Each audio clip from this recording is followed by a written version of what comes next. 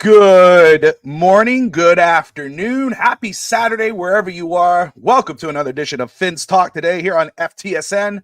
I'm Bobby Fins Talk, joined by Real Talk Fin Talk host Steve Molloy, post-game, pre-game, and overtime co-host FinStanza, and host of the Dive Bar podcast, Bobby Schaus. What's up, Bobby? How you doing, brother?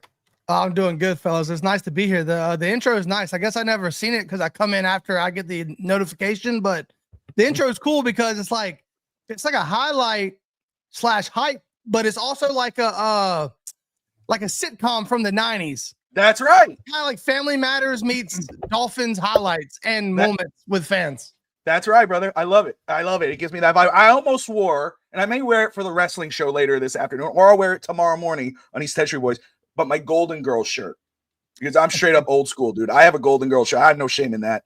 You know, nice. Those girls were legit back in the day. But happy to be here. Obviously, we have plenty to talk about, especially if you're a Dolphins fan. It's never boring being a Dolphins fan or a Dolphins content creator because you got a lot to talk about always. But of course, big game on Monday night, the Dolphins versus the Jets. Both teams 0-4 in Miami. We're wearing the rivalry uniforms, which is exciting for some, right? That's exciting, a new uniform to see. And hopefully Miami may get their first win. You know, we have a lot of shows. We had the Fins Faithful podcast with George and Jason previewing it. Curtis was on with George earlier this morning, so shout out to them. Of course, you got Adrian of the Rainy Day podcast. He was on earlier as well. Everyone talking Dolphins versus Jets. We will touch on that, but we'll be on more, of course, Monday night to talk about the Dolphins versus the Jets. Today, we're talking about what if. Whether you're on Real Talk, Fins Talk, or post-game, pre-game, or the Dive Bar, or Fins Talk today, there's this talk that's leaking in because Miami is 0-3, possibly 0-4. You know, every time Miami loses a game, or we're previewing it, if Miami loses a game, he may get fired. Could the coach get fired? So everyone keeps bringing that up. So I said, why don't we talk about that today? What are the next steps? What if he got fired? What if Coach Mike McDaniel gets fired either now, or after the Jets game, or some point in the season? Where do we go from here? You know, where does Miami turn? And I would love to get this amazing crew's thought process on this, because I know we've all thought about it. Like, what type of coach would we want? And I'm not gonna lie, there is one coach, and I'm so glad that Bobby was able to join us today, because this is one guy who got my attention, Bobby. And I saw him, and first up, because one of the guys, like, I'll just spoil it here because I think Evan already knows this. I want a veteran coach. I want a guy who's been there before. I don't care what he's done or who he is. I'm willing to hear him out or hear this thing out, no matter who it is. But if it is a rookie coach, my only thing will be like, okay, if he's a rookie, he has to be a guy who's played before in the NFL. I want a former NFL player. And there's one guy on the Detroit Lions. He's their offensive line coach and running game coordinator. I know that's a bad word, but he kept him. And, you know, he former offensive line guy. But I was like, I have to watch him talk because I have to see. And I was like, holy, that sounds like Bobby. So that's the legit Bobby's doppelganger, dude. So we're going to bring him up. I'm telling you, you're going to love him. I think Bobby's going to like him once he sees him. But anyway, before we get rolling here, let's see who's in the house. We got Daniel in the house. Great to see him. Osric Florida in the house. Appreciate you. Nightmare. Oh, I know it. I hate these negative shows. It's not negative. It's positive. We're looking towards the future if McDaniel gets let go. McDaniel is our head coach for the Miami Dolphins. We're cheering for him to win. But what if, Daniel, he gets let go? Where would you go from there? What type of coach would you go after? Would you go after another rookie coach, another run game coordinator? Would you, and would you stick? That's the other question. Would you stick with him? Would you just say, you know what? It's not on him. We got to change the quarterback, or we got to change Chris Greer and stick with. We're going to have all that conversation. Well, we're going to have all those conversations. But anywho, we'll roll right into us. And Evan disappeared. Bring him back. Let's get rolling here. Now, Mike McDaniel right now on the season in his career. He's 28-26. He had a great start to his career with Miami. I mean, he was hyped. He got the fans hyped. People say, Tua's regressed and McDaniel, Tua cannot succeed with McDaniel as his head coach. But you cannot ignore that McDaniel, what he did do for Tua was unlock his confidence. He brought that out of him. And so much so now that some people don't like it. I mean, it's just what it is. So, you look at, of course, the previous head coaches. Brian Flores, he's 24-25. Adam Gates, 23-25. Dan Campbell don't count. He was interim for Joe Philbin. But what's the common denominator right there? All first-time head coaches. I thought you were going to say Chris Greer. Oh, that too. There you go. There you go. So, I know if I go with Evan with the first part of this, it's going to go for a little bit. So I'll leave him probably towards the end. But so I'm going to go with Steve and Bobby. You can follow up right there. Steve, from the start of this, where there was a lot of there was a big part of the fan base that was really into hiring McDaniel. He got hired. He fired everybody up. We all got hyped. We were like, hey, we saw Tua got hyped. We saw the first start of it. Dolphins traded for Tyreek. We were riding high, and then it went. So, what happened to Mike McDaniel, in your opinion? Is it Chris Greer? Was it did he self-destruct? What happened? And can you see him getting out of the hole that he's in?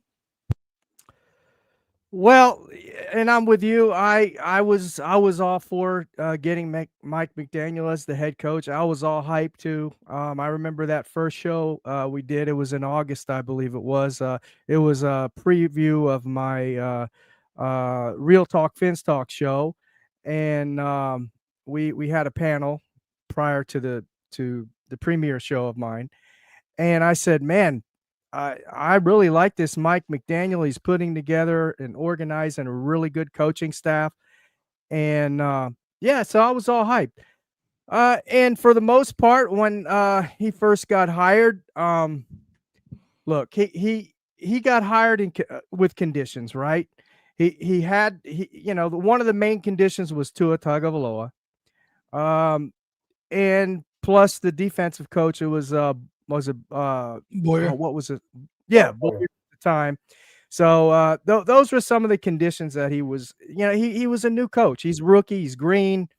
Never had any head coaching experience, and never really had any offensive coordinator, experience. He was a run game coordinator.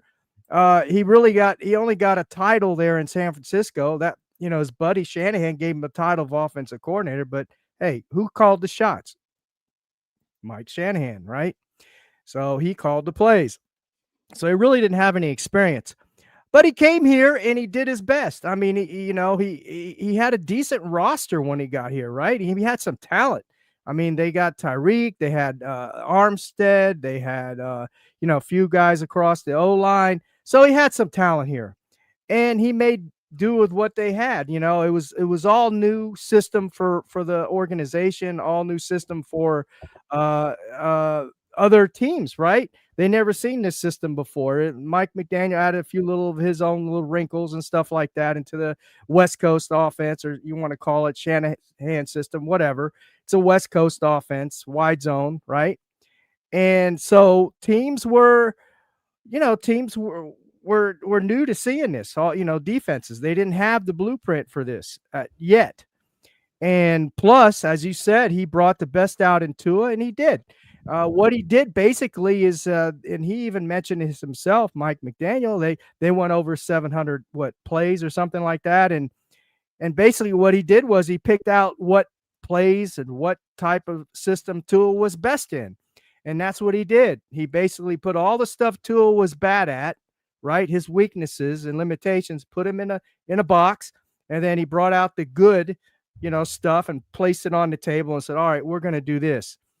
And it worked. It worked for the most part for a while, until finally defenses, coordinators, right after that Denver Broncos game, that's when everything started, going downhill from there, right? Little by little started, this offense started getting, I don't know if you say it's figured out.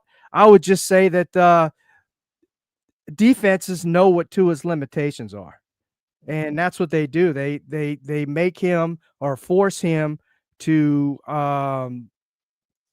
do what he doesn't do best, right? And what he does best, they've shut it down, right? And That's what's happening now. I don't like Mike McDaniel as a head coach. I don't. I don't like. I don't think he's holds his players accountable. I think he protects, which every coach is going to do. But he protects Tua too much, man. He makes so many excuses for him, and then that rubs off on Tua. Then Tua feels like he's it. He's the guy, And then plus, show me the money is where it all started. His downfall too, and So that's what I think. I think Tua's been exposed. I think we're a quarterback away. I think Mike McDaniel is a very good play caller. I mean, very good play designer. Yeah. And he makes some good calls at times. I think that's something he can work on. Time management is terrible. Getting the plays in there on time, stuff like that. This has gone on 4 years now, and we're still doing the same stuff, right?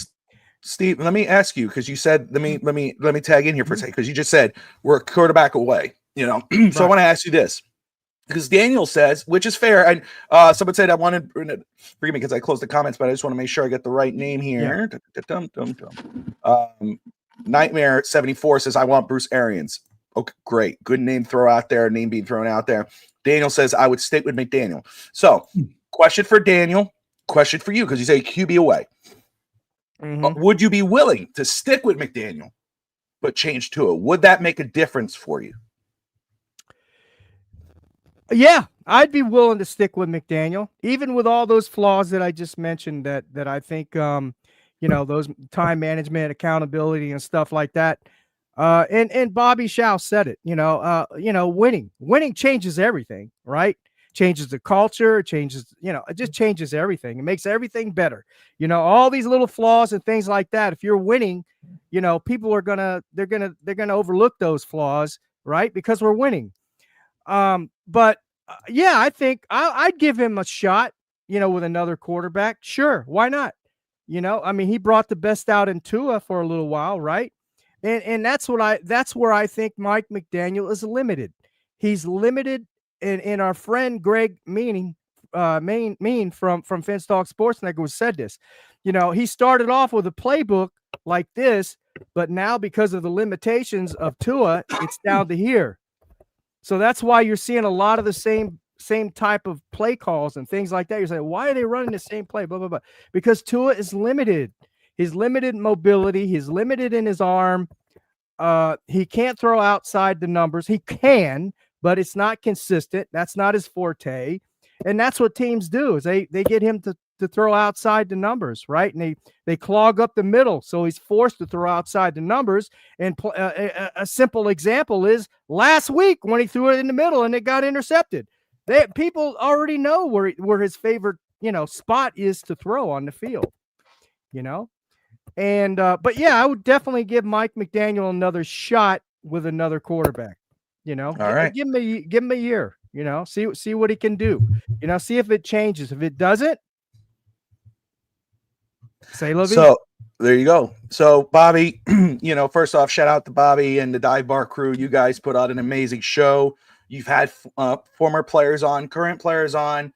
So you have you might have a different view of this. So I'm very interested to hear your point of view from just interacting with players, interacting with people within the organization, but also as a fan on the outside. Where do you stand on Mike McDaniel? Where did you see the downfall? And are you at the point where it's like, hey, if they lose this next game or they lose whatever, yes, I could see a change, and this is where and this is why. Where did the fall happen with Mike McDaniel?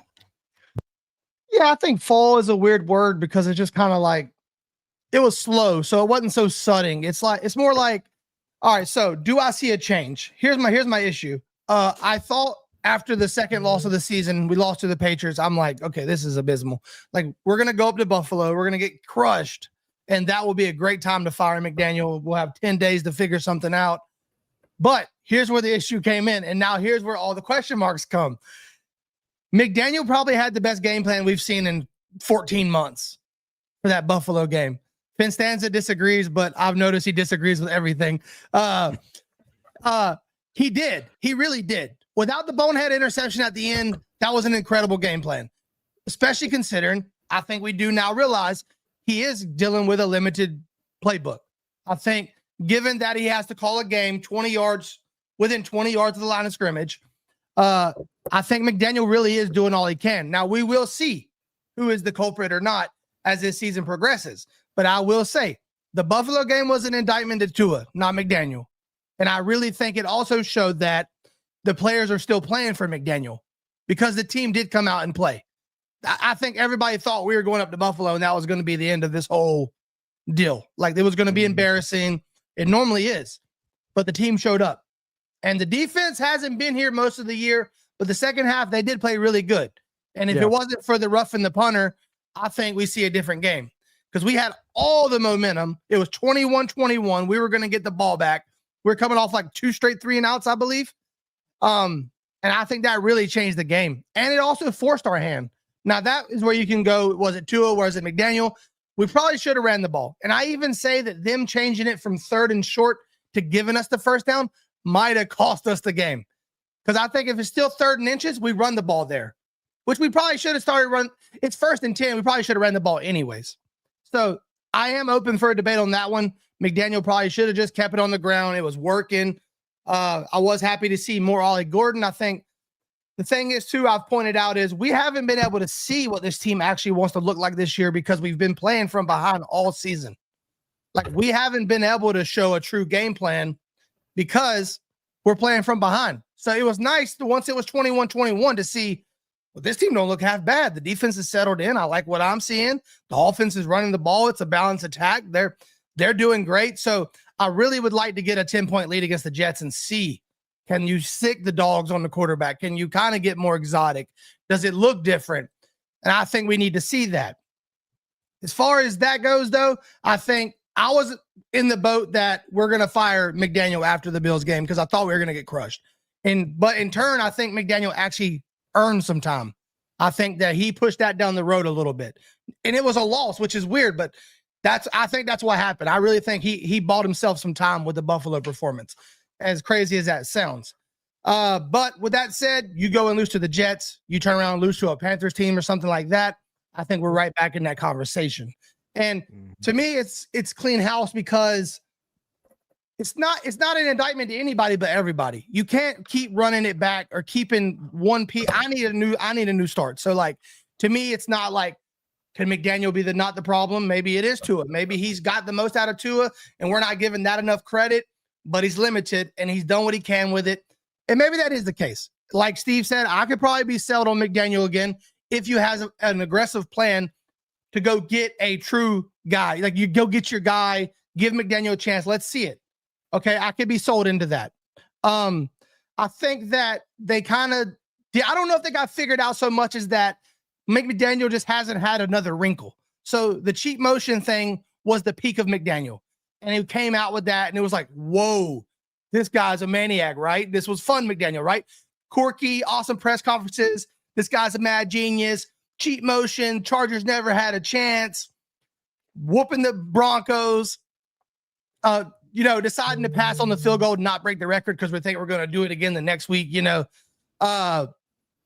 So I think they just got figured out and there hasn't been another wrinkle. And that might have been, you could say that's a lack of game planning or willing to adjust or having another wrinkle on McDaniel. Or you could say that was just a final curveball he had to make Tua more than he was. That was his last attempt to do whatever. And it got Tua the new contract. It got us the number 1 offense in football. Tua led the league in passing. It did a lot of things. But since then, people have realized, okay, we're not going to give Tyreek and Waddle single coverage on the outside. We'll go too high. And Tua can't throw you out of too high. So that's that. And I think they need to run the ball, force a team. You have to come down. You have to get out of too high. That's why we need to run the ball. We need to force teams to have to bring us safety down. And I've said, I don't think Waller's going to be this Jonnu Smith impact, but I do believe Waller is the first tight end in a long time you at least have to respect and account for. So I'm hoping maybe you grab another linebacker or get a safety that has to come up, put a body and keep up with Waller. Even if Waller never catches the ball, if he gets us back to single high, that's a win. if it opens up the deep game, the long game, we get more shots because Waller's now gaining attention in the middle, getting those guys' eyes. Even if the safety's not coming down, he's going to be watching Waller. I think that's a win too. And then, yeah, that's pretty much where I stand right now. I think there's a lot of question marks. Unfortunately, there's not a clear answer. I think we're going to get that as time goes on. But it's kind of weird how we're drastic, right? Us Dolphins fans. And like 2 weeks ago, like I said, I'm willing to fire McDaniel. Now it's like, maybe this guy has got his hands tied. Maybe McDaniel isn't the problem. He made, chicken noodle soup out of shit. And we didn't realize it. And now we're realizing it. And it's like, oh, this is shit. This kind of tastes like shit. Okay. I see. The aftertaste, I figured it out. So I am, it's crazy because once again, I realize this come Tuesday, I'm going to be sitting here going, you fire that son of a bitch. You fire him now. But right now it's like, I don't know, man. That was a hell of a game plan, in my opinion. And it's not that it was like within our system. Like, we do have limitations. We do have restrictions. So yes, there's things you could have said you wanted to see, but can we do that? Probably not. So within our restrictions and within our limitations, especially after two piss poor performances week 1 and 2, going into Buffalo on primetime, I thought that was an incredible game plan. And I think it would have been a victory if not for a couple bonehead things at the very end. So that's kind of where I'm at. Not a clear-cut answer, but a lot to digest right now. No, and I think just like Steve, I think you were going at different points, but I think you were hitting the head on most of them. And I think you kind of went in the same direction as well, because it is true, right? 0-2, 0-3, it's like, and Lou is in the comments, and he said it too. It's like, hey, if they lose Monday night, that's it. You lost, 3 within the division. I understand that, but also fair enough too. It's like, that Buffalo game, the way they played their asses off, and it looked like, hey, they showed some life, even though at the end it cost them, and there were some hiccups. But you're right. It may have bought him a little bit of time, but he loses to the Jets. He loses to Carolina. Time's about to run out. Does he inject some life back into his veins? Does he pump the life support if he says, okay, you know what? Hey, we just lost to the Jets. We're gonna make a drastic change. I'm changing the QB. I'm gonna go. I see people throwing it. Let's throw in Quinn Ewers in here or whatever. Could that push his life support further down the line? Is it worth it? There's a lot of that in there, but I think you hit a lot of nails on the head. Evan, you're listening to all this, and I know you're one of the biggest Mike McDaniel fans out there. Does anything that Steve and Bobby's brought up, has it changed your mind? Do you know what you've talked plenty about where McDaniel has fallen off as the head coach of the Dolphins in his short reign here. But do you see like where there's an avenue where he could continue as coach? Because you did bring up on a post game that Tua could possibly continue as quarterback with another coach, but could McDaniel continue as a coach or possibly find success with a different quarterback? Did you say something? I wasn't paying attention. Don't be an ass. Don't be an ass. Did something happen? What happened the last 23 minutes? I don't remember. That's Mike McDaniel. Okay. But I appreciate everybody. I actually was patient for 23 minutes. That was pretty amazing. That was long-winded answers. They sounded like me a little bit. We're talking about how Steve, let's just retract. I don't want to go long because there's a lot of topics. But Steve talked about giving Mike McDaniel another chance. Well, you knew when Tua started to get injured, where his concussions only started in the Mike McDaniel era. He wasn't getting injured with Brian Flores. Brian Flores and different OCs had different game plan for him, where actually he was more mobile in the Flores era than he ever has been in McDaniel era. The guy can't move, can't run, even before the concussions. He never allowed him to move in and outside the pocket. He had Teddy Bridgewater. Teddy Bridgewater did what he could, but anytime Teddy Bridgewater came in, no success. It's like he only built a game plan for Tua. Then Skylar Thompson experiment for 3 years. That was an utter mitigated disaster. Mike White was my choice for quarterback. It was now Zach Wilson. So for me, Mike McDaniel, it doesn't matter what quarterback you put in. He was never interviewed for any other head coaching job except us, and he was the only guy who was interested in accepting a job where the defensive coordinator was there, and the quarterback was there, and the GM was there, etc. So for me, Mike McDaniel at the beginning, he's had if you look at the records, he's 28-27 overall, but let's just take the regular season. He has a .519 winning percentage, but if you look at the other coaches, he at the beginning probably had in his first year, 7 or 8 Pro Bowlers? You couldn't count more than 1 Pro Bowler max for any year that Philbin, Campbell, Gase, or Flores ever had on their team, period. They didn't have any Pro Bowlers on their team. Maybe Xavier at one point, Rashard Jones at one point, or maybe at the end of Jason Taylor. I'm trying to look through the years. Cameron Wake. But no, Mike McDaniel has done the best that he could. But it's sort of like a show that you watch. First season was great.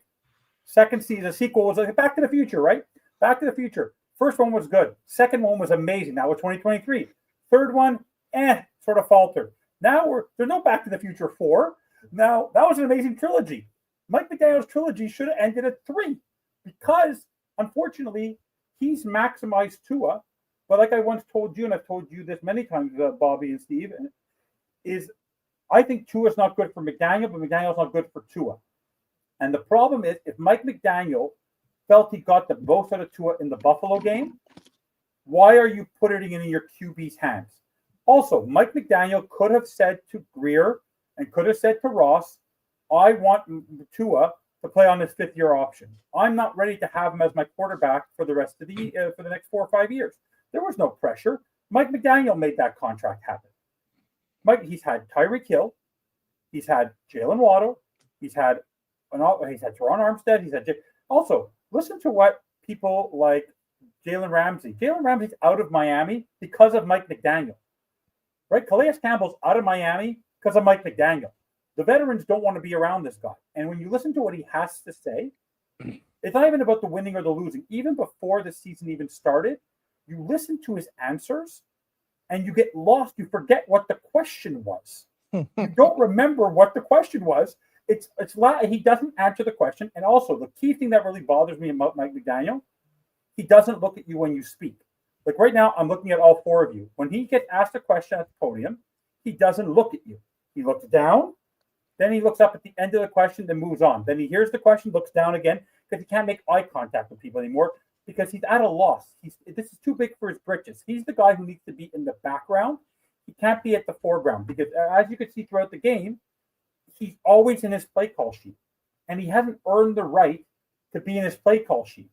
Because, and just FYI, last season, 2 years ago, Bobby and Steve, 2 seasons ago when they lost the Super Bowl, Nick Sirianni had the play call sheet in his hand. You know what the biggest difference between the last year when they won the Super Bowl and the season before? Bye-bye play call sheet. He became a head coach. He completely grew as a head coach in his second year. Now look at them this year. They were down and out last game. Comeback. When the Dolphins fall behind in a football game, game's over. And let's just be clear about the game plan for the Buffalo game. I disagree with you, Bobby, from the perspective of Greg, who said it on Fin's TV Plus on Thursday and also said it with me and Steve. You go into Buffalo, you better put up 35 points to win those football games. That's the only way you're going to win. 21 points in a game heading into the 4th quarter, you're not beating Buffalo. You're never going to beat Josh Allen scoring 21 points in a game. And he never adapted to that. If he had the running game was working, got away from it. The little chuck downs, and also we're not stupid. If we're seeing it, he should be seeing it. Tua is scared out of his mind because that right side of the offensive line is giving him literally no time. Even when the line isn't collapsing, Tua runs away. Tua runs 10 yards back before he even considers making a throw because he's afraid. Tua's playing fearful. Tua's playing afraid, but also Tua's not being held accountable for his actions. And that's not Darrell Bevel's job. That's not on. I put the regression not just on Tua, but I put on McDaniel because McDaniel owns the play call sheet. He owns the quarterback. He owns the contract that they gave him. So for me, Mike McDaniel might be a nice guy. I believe he will be a second coming in another location. Go look at Brian Flores right now. Everyone was knocking Brian Flores down. You know how good that defense is in Minnesota. You know good that Mike McDaniel is not meant to be a head coach of a team that is on the cusp of potentially winning. Mike McDaniel needs an expansion team. He needs a team where he can build it from the ground up and know that he's not going to get fired. Unfortunately, he's in year 4. So if you let me compare it to the Jets game coming up, Aaron Glenn's 0-3, but he's in game 4. Unless he goes 0-17, he won't lose a job. Mike McDaniel's in year 4. And unfortunately, like I told you, Bobby, he's tied to Greer, he's tied to Tua. And unfortunately, yes, he might be calling the best game plan he could, but like Tua, He has regressed for the last 3 seasons. How is a team that has not won a playoff game in 25 years, where the next team I think is 8 years later or 4 or 5 years later? You can't be in the moment where we're still developing. We're still trying to figure it out. We're going to score 21 points a game. Mike McDaniel is not the right head coach to get you out of this, because he lets the players do whatever they want. He just lets them free wheel, and he doesn't have any control over that locker room. Listen to what Weaver had to say. You'll never hear McDaniel say what he said. Did you hear what Anthony Weaver had to say yesterday? That violence is the answer, and how mad, and he took his defense to task. Mike McDaniel never takes anyone to task. Mike McDaniel, Tua throws 3 consecutive interceptions on 3 consecutive games at the worst moments of the game. I've never seen Mike McDaniel walk up to Tua. Not once. Did you see a last game between for Travis Kelce and Andy Reid? You're talking about an all-pro future Hall of Famer, an all-pro coach yelling at each other on the sideline. Tom Brady, bad thing, slamming his thing. Peyton Manning, Dan Marino, Don Shula, Jimmy John. We have Mike McDaniel, who's afraid to embarrass Tua in public. Can you please embarrass him in public, please? Take him to task. Throw your headset down. Get mad. This guy does not have any sense of caring about whether he loses his job tomorrow. He doesn't show it. He doesn't show it. And until he actually shows some vigor and some anger and some frustration, he's not the head coach of this football team. He's a guy. There is no leader on that sideline right now.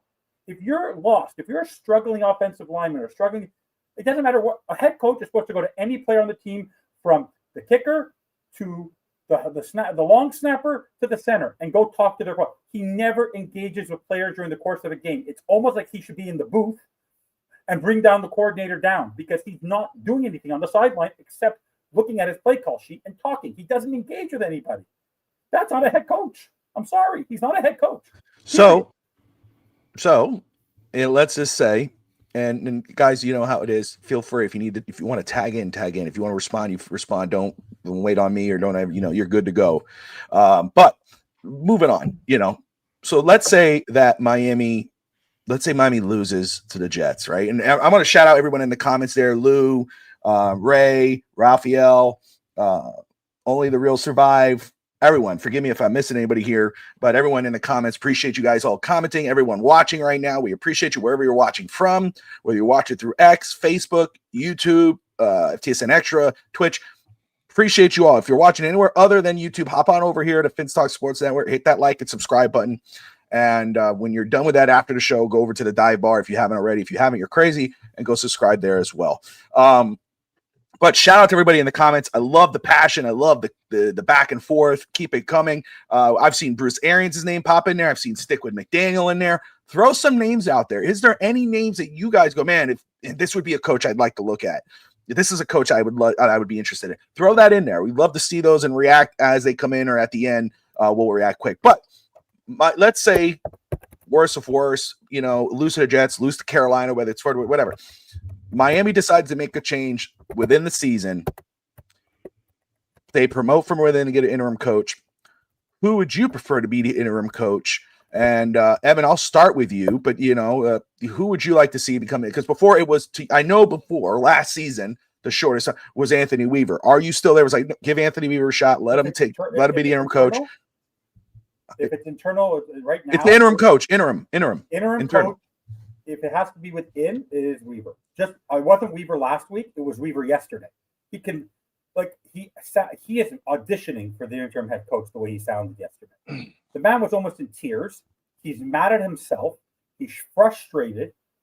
He has much less to work with on the defense than anybody. The front seven, like I've said, losing Calais Campbell and Jalen Ramsey is basically giving him one arm and one leg, and he's missing the other side of his body. I watch this tomorrow on Monday night. The defense will not be much better than the offense. They'll start to play a little bit better. He's showing passion. That I don't see passion from anybody else. When you see Darrell Bevel speak or Frank Smith speak, you need an angry guy. And like I said, he looks like a head coach, and that's why that's why they hired Dan Campbell after Joe Philbin, because when you looked on the sideline. And I actually took a look at the guy that you were recommending as the O-line coach from Detroit. He looked like a head coach. Like, it doesn't matter. I'm sorry to tell you this. The look of a head coach kind of matters when you see Dan Quinn on the sideline, looks like a head coach. The look actually makes a difference. So for me, I would give Weaver a shot because even if he's not here next year, at least you get to find out whether or not he is a potential head coach. If you leave him on the sideline and go put in Bevel, who's actually just as much, which is a two-a-near, and then you have Frank Smith, who got, by the way, two-a-near. I think Frank Smith cleans the toilets because I've never actually seen him on the sideline. I actually it's the easiest job in football because you don't know what he does. Because Butchberry handles the O-line, Darrell Bevel handles the quarterback, Mike McDaniel handles the play calling. So what does Frank Smith do? I wonder why. So I wonder what. So for me, it would have to be Weaver because I'd like to actually audition him to see whether or not he is a potential head coach or not. All right. And Bobby, you said you would like to respond to the game plan that Evan brought up a little earlier. So go right ahead. And then what do you think? Who do you think should be the next guy if it has to be one of these guys as an interim coach? Yeah. So first off, I mean, to each their own. But here's what I'll say about the game plan. As I said earlier, you're right about we need to score more points. But it was 21-21. We were headed to go score 28 points. We tried to score 28 twice. You can either blame Sealer or Tua for that. So we would have scored 28 and we would have won the ball game without those two things. Then I'll say this. I actually think that train of thought that you got to go just Buffalo to score 35 is why no one fucking beats Buffalo. You have to keep Josh Allen off the field. You think you're going to get in a shootout with Josh Allen? You get your heart broke every time. No, we needed death by 1,000 cuts. We had death by 1,000 cuts. We had 13, 14 play drives that ended in touchdowns. That's how you beat playoff teams. So I actually think that's a train of thought that we're stuck in because that's what we think we want to see. But reality is we need to get back to the other way. We need to get back to physical football. We need to get back to 12 play drives. We need to get back to 10 minutes of possession, letting your defense sit there and drink water and look at the girls in the stands. That's what we need to get back to. And I think so that would be my thing. I think that game plan is in our head because we think we want to see fireworks all the time. Well, Go ahead. Agree with one point. When he had 3 minutes left and he had to burn a timeout for no particular reason. Yep. And then if he would have continued to run the ball, same thing in the snow game, instead of he gave the ball to Tua on first down, instead of running the ball and killing the clock and scoring at the end, the way he was trending, he was trying to score fast. Yeah. Then you would have left time for Allen coming back down that field. Whether we scored on that, even after the Sealer error, Tua had the chance to come back and tie that game. The way McDaniel was play calling with 3 minutes left, he was giving the ball back to Josh Allen, which was not the game. It should not have been the game plan. Tua on first, no matter what with Tua, you should never ever, unless it's the beginning of the game where you're trying to get a score ahead. Should you in a game where the running game is working and the yards you're getting on every draw on every down is better on rushing than it is on passing in that game. Give the ball to Gordon, give the ball to Achane, stop with the throwing on first down. McDaniel on that one play, it was Tua's fault for throwing the interception, but it was on McDaniel. Tua should not have had the ball in his hands. He should not. And also, can I understand something? Maybe you guys can say this and we'll talk. Why are we continuing? What happened to the RPO? Like, why is it doesn't work in the NFL for a guy to be in shotgun every time every time we're running the ball. Every time we run the ball, they know which side we're. Greg said this on the show this week with Steve. You know where the guy is running because it's on shotgun, so you know the momentum that Achane and Gordon have. They know where they're running. Like McDaniel's giving it away before we actually hike the ball. So anyway, I understand what you're saying. We had to do, but even McDaniel got away from that. The game plan you wanted him to follow, which he was following for a good portion of the game, he got away from with 3 minutes left. He stopped following it. He gave up.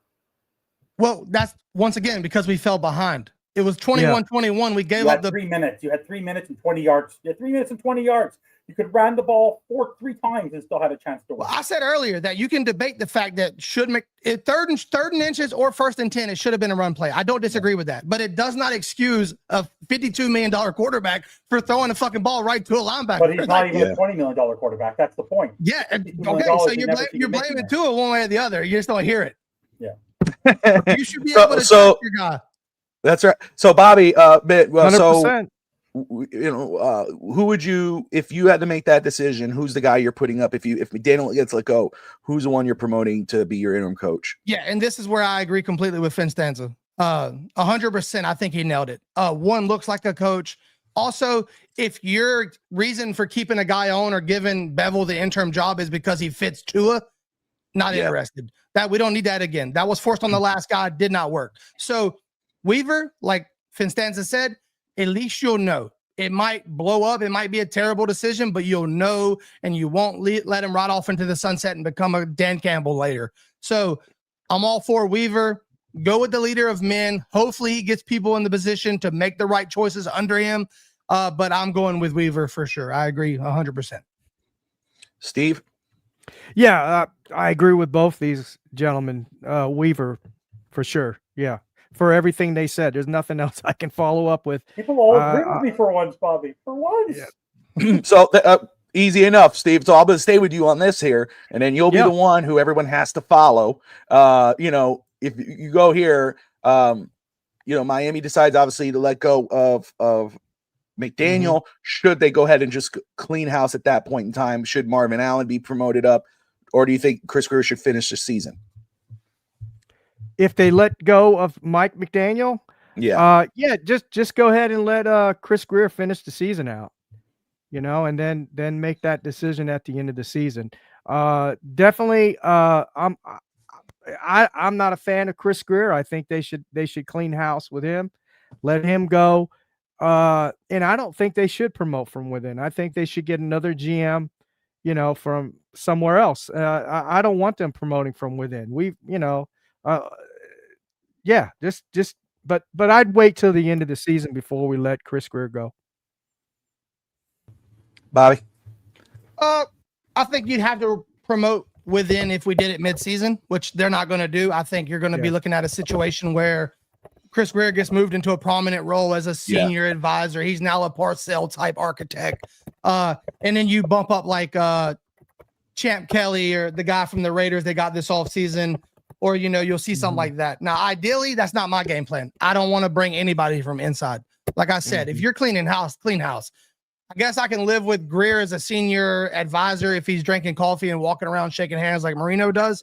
But I need a guy that's going to be able to look at the coach and look at Ross or Chris Grier, even in that case, and go, I know what the hell I'm doing. Get the hell out of my draft room. Like I need somebody that's convicted and feels like that in the building. We need that. And the same with the coach, which we'll get to that. But I need a guy that's convicted and can stand on this is my guy. This is my draft pick. And if it doesn't work, that was on me. I love it. And I will say, I'm with you. For me, it's, if you're going to fire him at the midpoint of the season, I think Chris Grier is going to get promoted. He'll not promoted, or even if he steps down as GM, he'll be within a role with the Miami Dolphins. I don't see him going anywhere else. That's how they're going to do it. And then whatever. And then maybe you promote Marvin Allen until the end of the season as your interim GM, give him an opportunity to interview for that role, and then maybe look elsewhere out where. Evan, you hear all that. What's your thoughts? Within the we need to hire. You're going to have to get to the next topic. So I don't mind hiring a rookie GM, but it shouldn't be within. It has to go outside. Go, like we've always talked about, go to a team that has had success, significant playoff success. Go look at Baltimore. Go look at Kansas City. Go look at Philadelphia. Go find the next hotshot general manager, and then let them who have had key decisions in drafting, let them put out their portfolio of what they've accomplished. And I think that should be on the next topic. I think that should be the person who selects that person at the end of the season. I don't think there's a need to fire Grier at this point, because this season is sort of a loss. This is sort of a reassessment season, because I believe that the majority of the key players on this team will be gone next year. So that's what I would do. But like I said, we've talked about it. Bring in a new hotshot GM, but bring in a veteran head coach. That's how you're going to balance it up. So I'm going to stay with you, Evan, because you're going to bring it up. We've seen the success of doing this certain move, and we've seen the failure of it. The Broncos, they hire John Elway, VP of Football Operations, and he won a Super Bowl. He got Peyton Manning, did that, won a Super Bowl. Miami recently was Carl Peterson, right? Is it Carl Peterson, if I remember correctly? And then Mike Tannenbaum was VP of Football Operations. So if Miami went this route, if they clean house, let's, first off, start with you. Should they hire VP Football Operations? Who should that guy be? We know a lot of people. I've had people tell me Dan Marino, and I got to kind of remind him, been there, done that, didn't work. He didn't want to stay there. Of course, he's older now, but do we really trust that? So I'd love to hear from you on that. And who would you hire as a VP of football? Because this is not GM. This is the guy who runs the entire organization in place of Stephen Ross and then he hires the GM, he hires the coach, and it goes from there. We had Bill Parcells do that for us.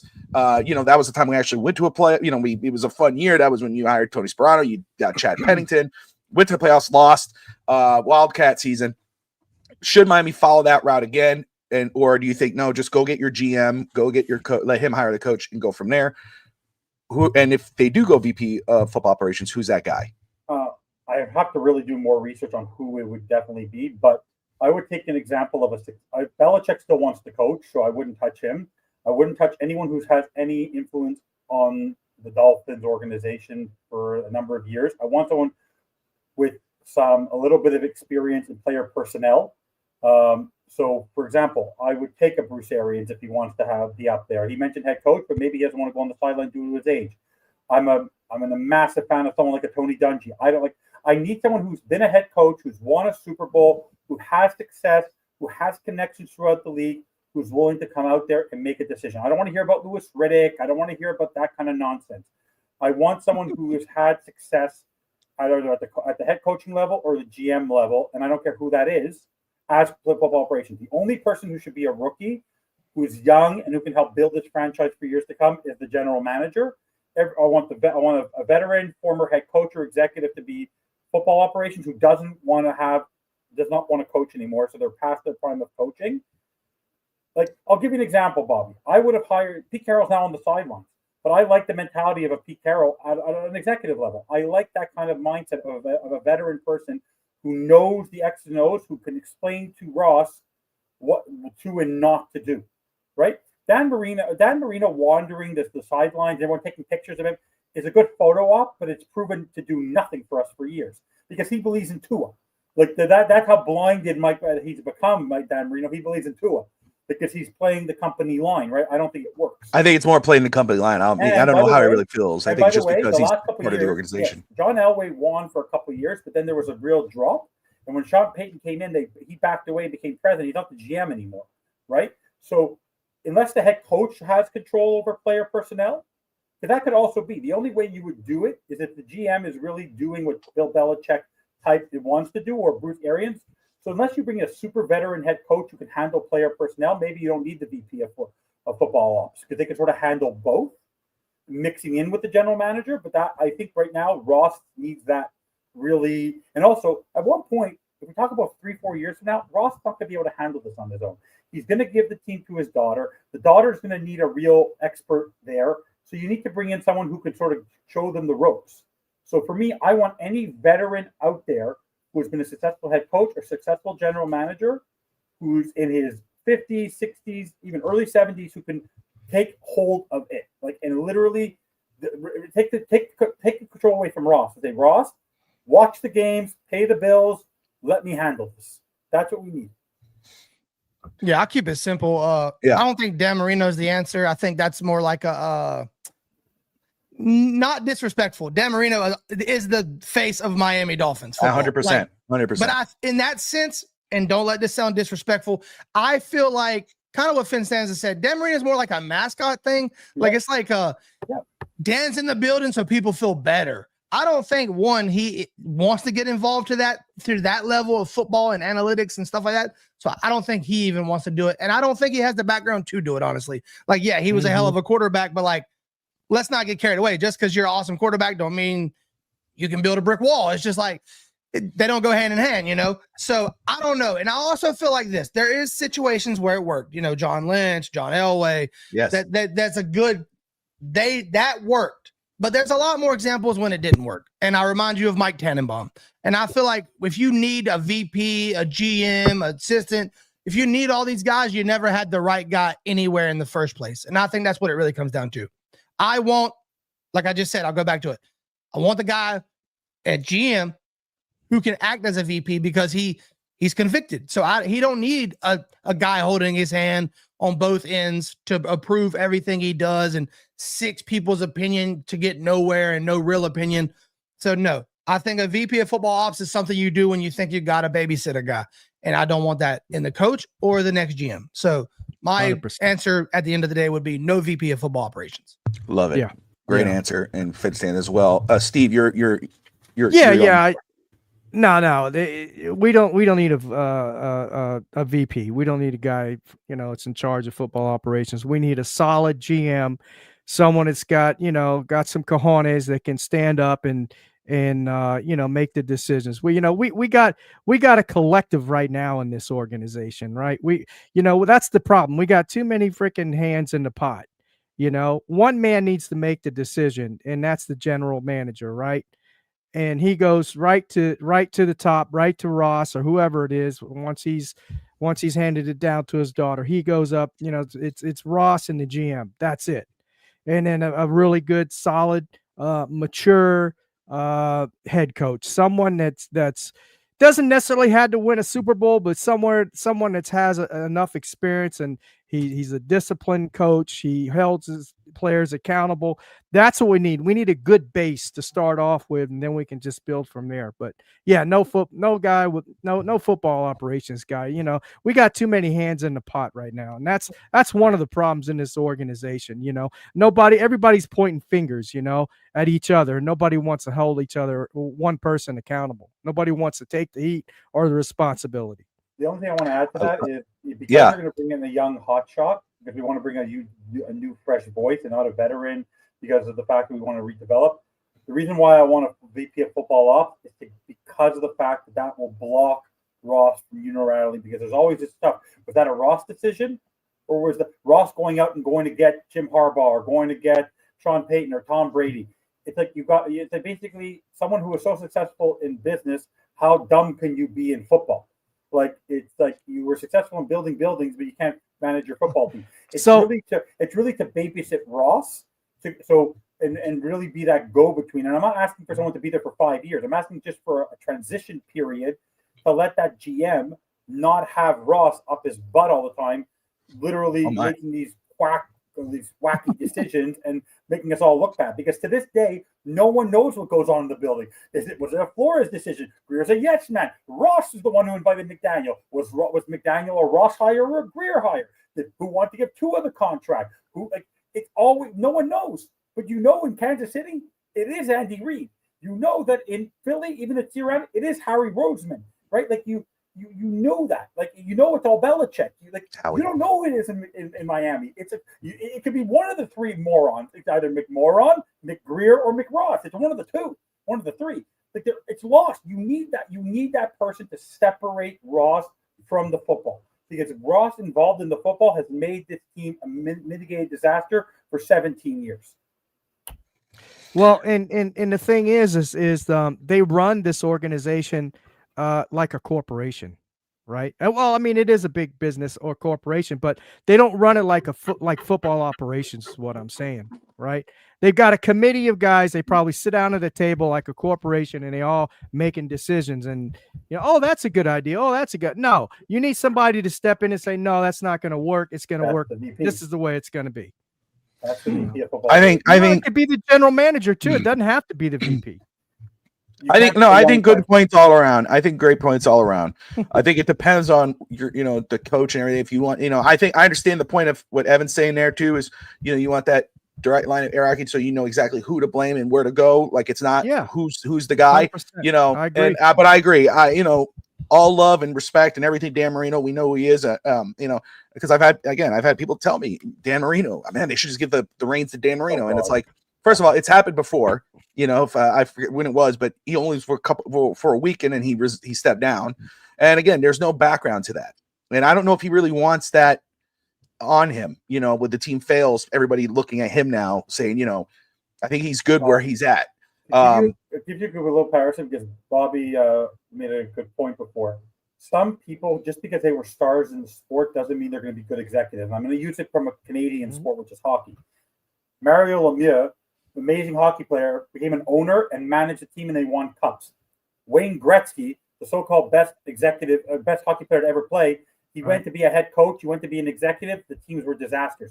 Just because you're Michael Jordan as an executive, disaster, right? Like, disaster.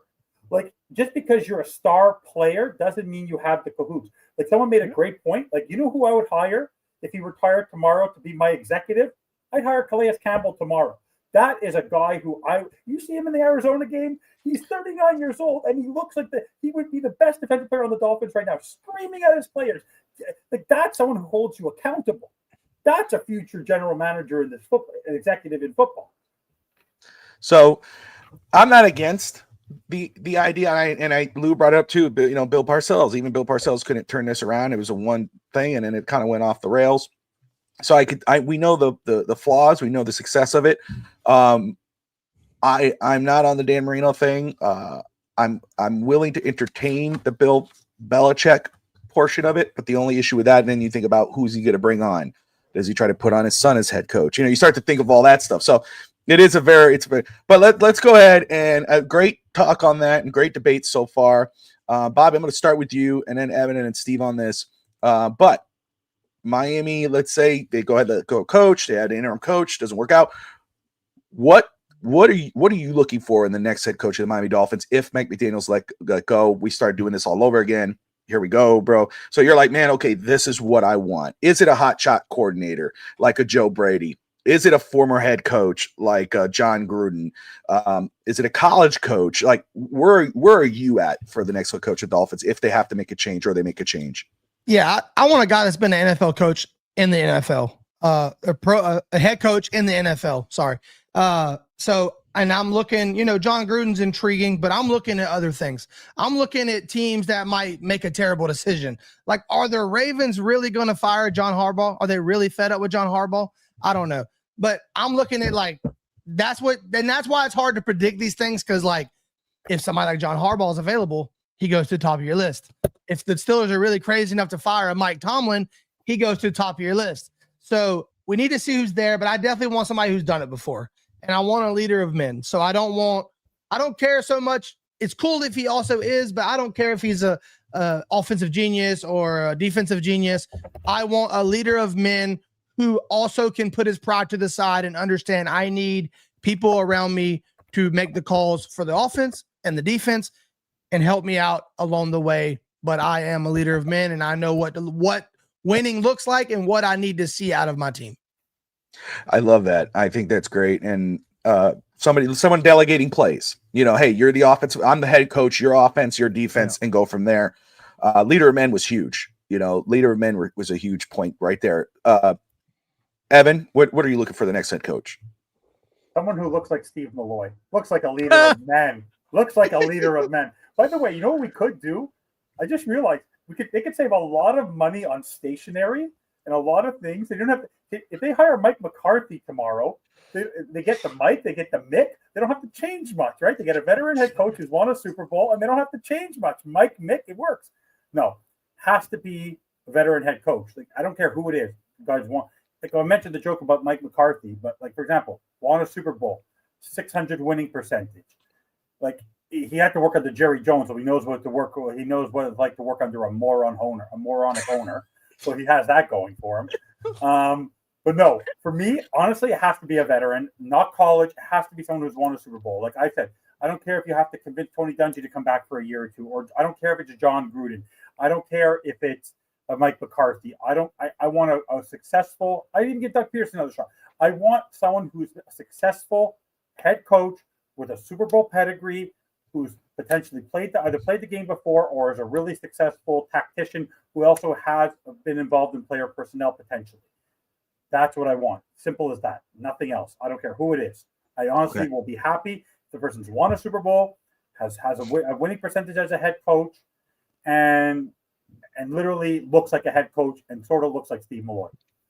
Sort of looks like don't you think? By the way, wouldn't you be intimidated? I swear. Sort of? What does Steve sort Molloy, of look like? Steve Molloy is deep down, it's like a little teddy bear. But if you saw Steve Molloy as your gunnery sergeant, I'd be terrified. I'd be peeing down my leg. I want Steve Molloy. Steve, you hear all that? What are you looking for the next head coach? Well, it looks like I've been elected. That's right. There you go. Are you scared? I wouldn't want to be coming back to the sideline with Steve Molloy staring at me. No. I'm looking for the same thing. I'd like to see, you know, a veteran head coach. I don't care who it is, to be honest with you, and I really don't care if he's been, you know, a Super Bowl winner or whatnot. Just someone that is a leader of men, like Bobby said, and someone that can. Because the coach is not the only guy, right? He's not going to, you know, sure, he's the leader of men. He sets the tone. He kind of sets the culture of the team and everything. But in order to do that, he has to be able to delegate. So I want a coach that's able to delegate. I need this offensive coordinator. I need to, you know, with the same type of culture that he wants to build, you know, and that's what you need is someone that can delegate and lead men. Yeah, and he doesn't necessarily have to be someone that's been very successful, right? Just a good, solid head coach that can get you going, get a good base started, get a good coaching staff, and then build from there. Yeah. I'll say this too. Real quick. Go ahead, Bobby. Go ahead. Sorry, Bobby. Pardon me, Bobby. You're good, Bobby. It's awesome saying that name, ain't it? I know, right? Next coach got to be named Bobby, clearly. That's right, 100%. No, but I'll say this. Mike McCarthy. Now, I don't think about Mike McCarthy when I think about our next coach. It doesn't excite me. But if you take the hat off for a second, it's like drafting an offensive lineman. It doesn't move the needle. It's not like you're not watching highlights all night. You're not like, this guy's blazing fast, but it makes the team better. And I think Mike McCarthy is one of those. It's like we hire him. It's not going to like move the needle. People are not going to be ecstatic about it. Right. But it might be a good decision. Like I'm not saying that he's my first choice. I'm just saying when you really think about it, and you can't always get the perfect guy. You're not going to get, you know, John Harbaugh's don't fall off trees. But Mike McCarthy is not a terrible choice when you really look at it.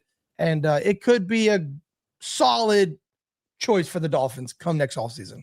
Especially if offense is still the strength, if you still got that talent there, minus what it Tua. I mean, but you know, McCarthy, again, a veteran head coach, you know, guy who's found success in this league, former Super Bowl champion. I know Aaron Rodgers, but still a Super Bowl champion coach. I mean, and like Evan brought up, played for the coach for the Cowboys, knows how it is with Jerry Jones.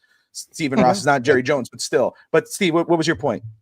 No, I was gonna say, yeah, I wouldn't be opposed to a Mike McCarthy. I mean, he's been successful, Super Bowl guy.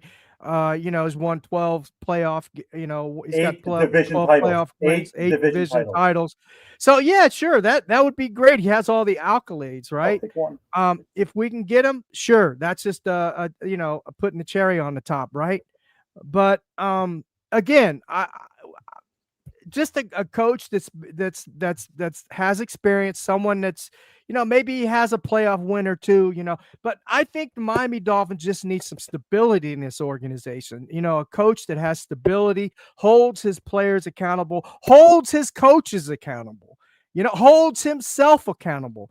That's what we need. And that's the base we need to start off with, you know, and if he works out, fine. If he doesn't, in 2 or 3 years, you know, maybe we got something to work with, right? Some type of blueprint that we can work off of. And I'll go ahead, Evan. I talked about this on Real Talk Fins Talk. One of my oldest, closest friends is a Buccaneers fan, and we talk sports all day, every day.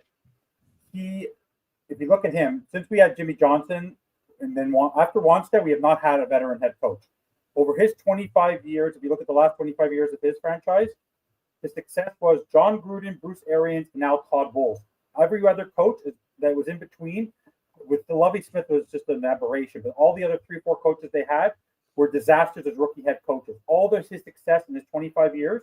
And people thought, oh, the Jets, Todd Bowles, bad coach. Playing career, Super Bowl winner, second chance as a head coach, and he's done very well in Tampa. So for us, you want a former player or a guy who's been successful and has won a Super Bowl, either as a player or as a coach, who knows what it's like to be there. That's the difference in the end, and that's just look at the 2 franchises. It's completely different. We're gonna talk. We're gonna get back to former head coaches, but you describe someone, and his name will come up when we get to former head coach. But without saying his name, but I want to say very quick, Bobby. There's a question in the comments there from Cap, and he said, "Who's really Robert?" I think he said, "Who's really Robert?" His brother, his name is Bobby. No Cap. LOL. For me, Robert is my government name. Nobody calls me Robert unless it's my mother. I'm in trouble, you know. But when somebody goes, Robert, or hey Robert, and I'm like, it's Bobby. First of all, like, don't do that. I called you Robert, Robbie. I call you Robbie. No, don't do that. But you know, but Bobby. So are you Bob? Are you Robert, or do you go? Is that your actual name? Is Robert? No, so I'm actually the traditional type, Bobby. There you go. Straight Americano, Bobby. There you go. See, there you go. So there you go. So that's Bobby. Steve, let's ask Steve. Steve, are you straight Steve? Or are you Steven? Steve. There you go. There you go. All right. Now we got the important stuff out of the way. Let's get back into it here. So we all want, and I wanted this when we were going after, you know, when we were looking for the replacement to Adam Gase, and when we were looking for, before we hired Adam Gase, a veteran head coach. I want a guy. I don't, you know, but he failed at, like Todd Bowles. He failed at his last job. Look, he sucked at that job. I don't care. We need a guy who's been there and done that. Yeah, there's a reason why he's a free agent, unless it's a John Harbaugh who just, the team got sick of it and said to move on. Maybe if that's the case. But a lot of times the reason why they get fired is because they fail. Bobby, I don't mean to interrupt you, but I got to get going. Go ahead, bro. Enjoy your game. All right. Yeah. Hey guys, thank you very much for allowing me to come on tonight, and I appreciate it. And Bobby, Shouse, nice to see you, brother. FinStanza, my brother, it's always nice to see you. Bobby, of course, thank you. You're the chief cook and bottle washer. You got me started in this gig on Real Talk Fins Talk, so I appreciate you giving me that platform. Excuse me, I was the guy in the comments. Wasn't I the guy in the comments who says I need to meet Steve Molloy? We have to get him on a show. Look what happened. Yeah, you're right. That's 100% right. You're correct. You're right. And now he's fixing to be the Dolphins head coach. There you go. There you go. So, all right, guys. Hey, take care and God bless, man. All right, Steve. Later, brother. See you, brother. All right. So, you know, for me, it's when you think of, for me, it's always been a veteran head coach. That's always what it's been. But, you know, you can't always get what you want. And we all said veteran head coaches. And so there's a lot of noise out there for hotshot coordinators. And that happened with Miami. I mean, they got Adam Gase, the offensive guru.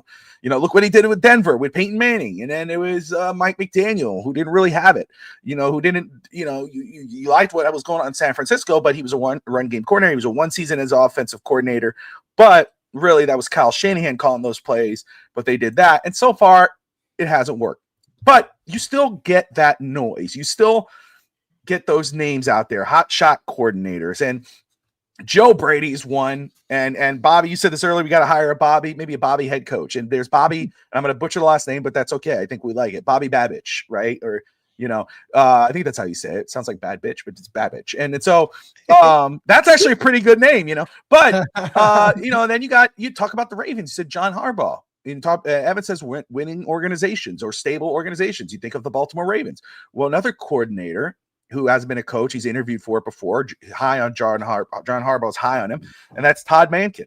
So, you know, if there was a coordinator, is there one out there that you would go, you know, I may, not asking you, stop it over there.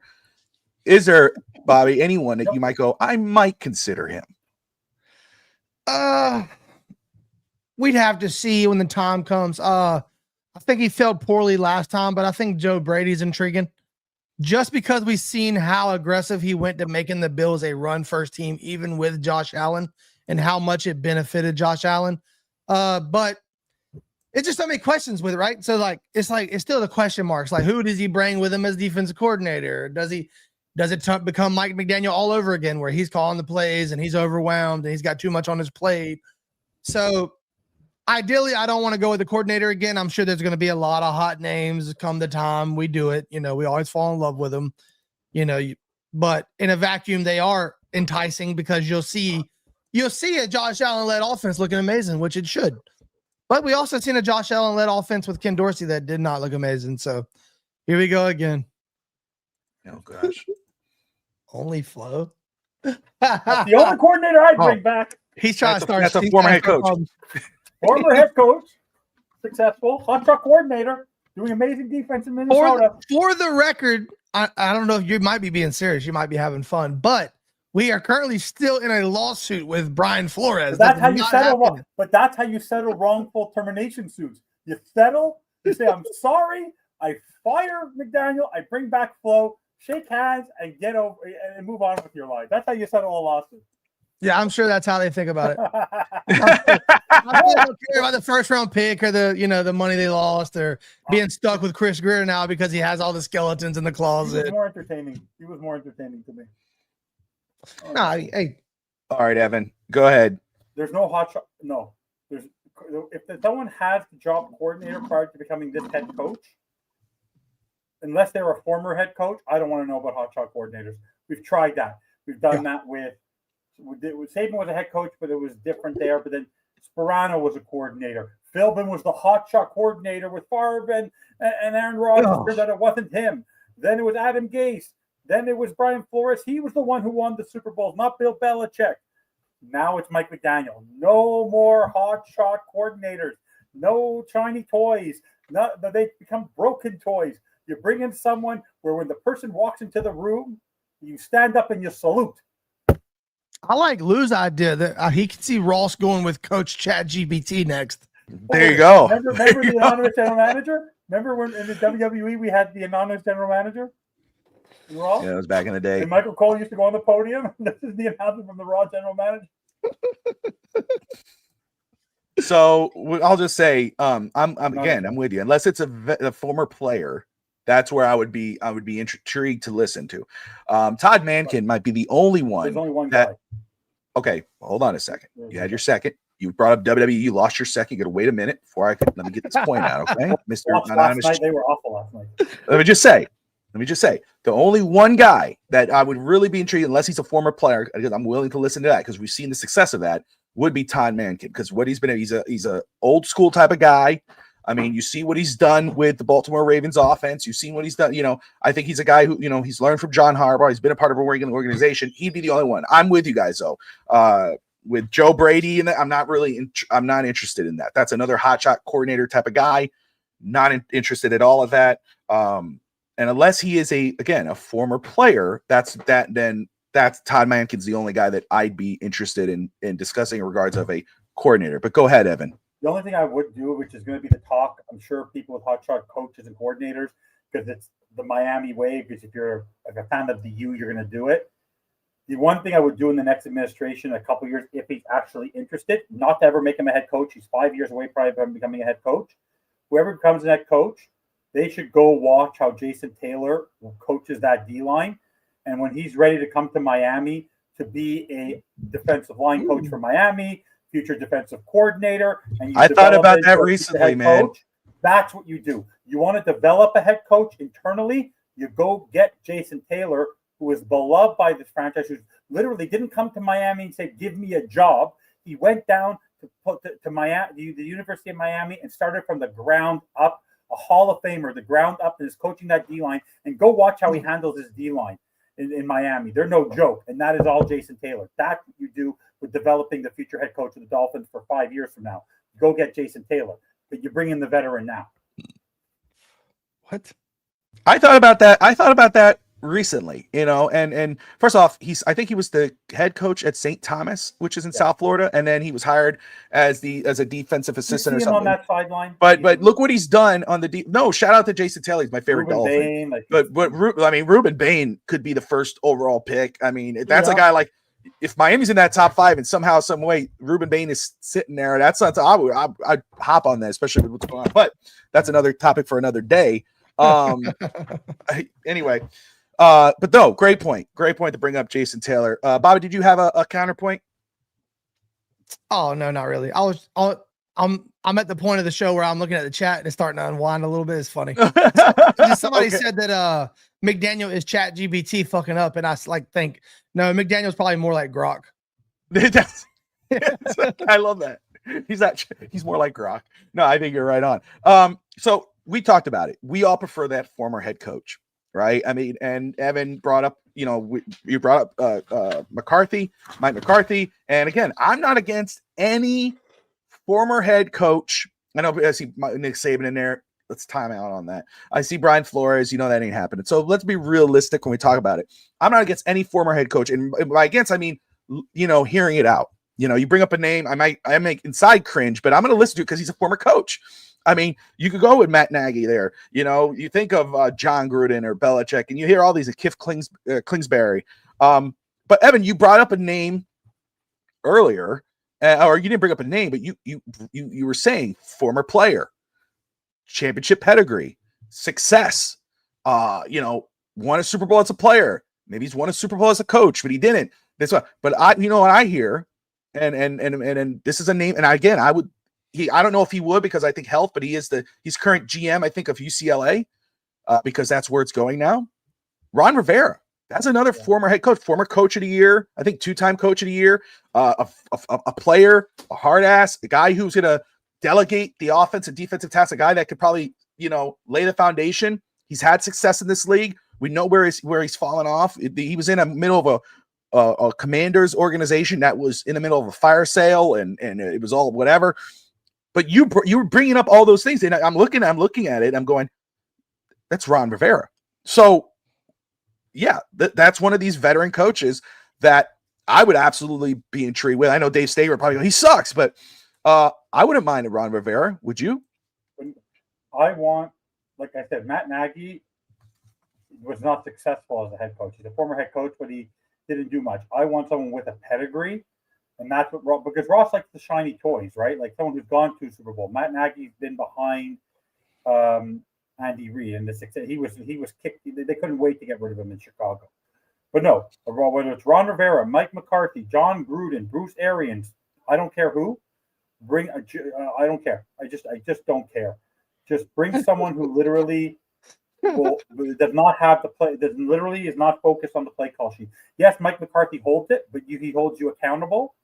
I just want somebody who has that sense of leadership, like Bobby said, a leader of men. That's what Anthony Weaver looks like. But in the end, I just want someone who literally gives you that sense that you want to know what? I'm only here to win. I'm only here to take games. Also, if you bring in a veteran head coach, more players are going to probably want to come play for that veteran head coach, and you might be able to reset a little bit faster. Because I don't think we all would be able to suffer through a 4-year rebuild again. I think something I like to think about when I talk about these or think about these former head coaches, I think it's very important. It's like the Raiders hired Pete Carroll this offseason, and while I thought it was a great hire, it's like, let's say he figures it out. You got 5 years of Pete Carroll. You know what I mean?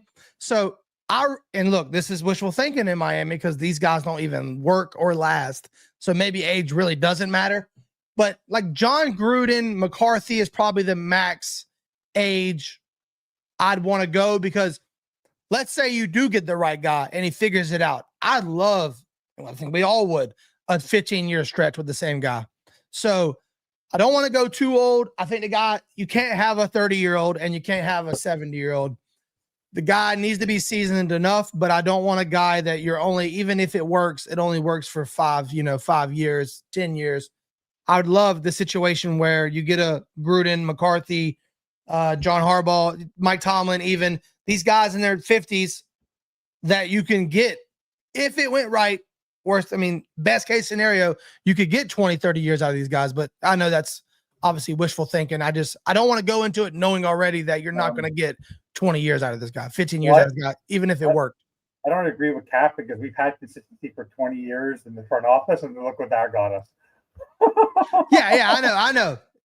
There's a lot of variables that go into it. But I I'm don't throw okay that with, into the for mix. example, let's say you brought in a Bruce Arians, just an example, or you brought in and you know that person maybe has a shelf life of 5 years, and you're developing a Jason Taylor, or that's what will sort of work with Bruce Arians is they sort of had Todd Bowles coming. They brought another guy in. As long as you have the succession plan there, you need someone to right the ship and give you credibility.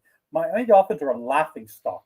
Like I have a banner, my back of my license plate, because we can't have one in the front where I live, is the Miami Dolphins plate. I get laughed at. That's the thing. Miami Dolphins are always a topic of conversation no matter where you go right now. It doesn't matter because we're in the media, but for the wrong reason. but it's laughable. Like we're a laughing stock. we're at the level of the Miami Marlins. Like we're at that level. Wait like a second. No. Whoa. Miami Bobby, Marlins. Bobby, give them you, respect. Bobby, Dude. They were in the hunt. Okay, don't do that. Marlins, don't do insult the that. Marlins, right? They're almost in the playoffs. By the way, I'm going to repeat this again. Monday Night Football, rival uniforms. Uniforms. Monday Night Football, it will cost you less. Yeah, I know. Into the building can I tell you? Can I break some news? Well, because I know that. I saw it. First, no, it's not. It was $30. I looked it up. $18 Canadian. Would you like me to send you the link? We're not in Canada, bro. This is USA, man. We ain't talking about no Canadian bacon. Stop it with Canada.